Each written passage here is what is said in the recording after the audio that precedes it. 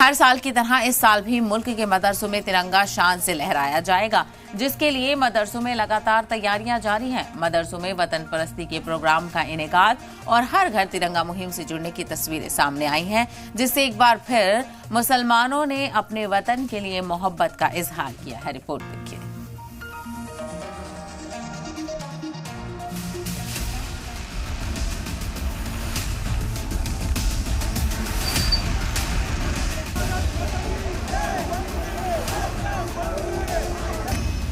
हर साल की तरह इस साल भी यौम आज़ादी के जश्न के लिए मदरसों में तैयारियां जारी हैं। इस साल भी मदरसों में शान से तिरंगा लहराया जाएगा और हर घर तिरंगा मुहिम को आगे बढ़ाया जाएगा। यूपी में 17 अगस्त तक हर घर तिरंगा मुहिम के तहत यात्रा निकाली जाएगी, जिसमें रियासत के मदरसे बढ़ चढ़कर हिस्सा ले रहे हैं। सिर पर खास टोपी और बुर्का पहने लड़कियों के हाथ में तिरंगा है। तिरंगा यात्रा की ये तस्वीर यूपी के महाराजगंज के सोनौली की है, जहां भारत नेपाल सरहद के करीब मौजूद जमियतुल निजामिया मदरसे में पढ़ने वाले 500 से ज्यादा तलबा ने हाथों में तिरंगा लेकर हुब्बुल वतनी के तरानों के साथ तिरंगा यात्रा निकाली।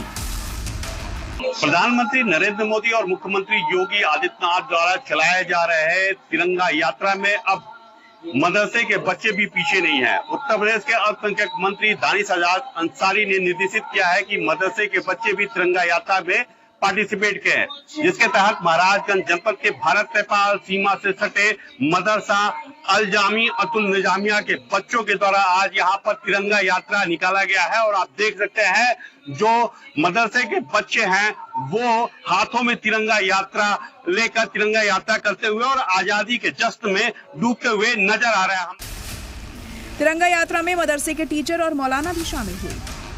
मुस्लिम अक्सरियत वाले इलाकों में तिरंगा लोगों के बीच तकसीम किया गया, ताकि लोग अपने घरों पर तिरंगा लगाकर हर घर तिरंगा अभियान से जुड़ सके। तिरंगा यात्रा की ये तस्वीरें यूपी के इटावा की हैं। यहाँ पर मदरसा अरबिया कुरानिया के तलबा और टीचर्स ने मिलकर तिरंगा यात्रा निकाली। लगभग 190 वर्ष की यात्रा है, जिसमें मुस्लिम धर्मगुरुओं ने, मदरसों ने, उलमा ने हमारे फांसी के फंदों को चूमा। मौलाना महमूद हसन देवबंदी रेशमी रूमाल तहरीक के जनक थे। शाह अब्दुल अजीज मुहद्दिस देहलवी, जिनका मदरसा रहीमिया दिल्ली में होता था, उसको वहां से सबसे पहला फतवा जारी हुआ था कि अंग्रेज की नौकरी हराम है, अंग्रेज के साथ जंग करना चाहिए और उसको इस देश से निकालना चाहिए। और उसके जुर्म में उनके उस मदरसे को अंग्रेजों ने ध्वस्त कर दिया था, वो बुलडोज कर दिया था, आज की भाषा में हम उसको कहें।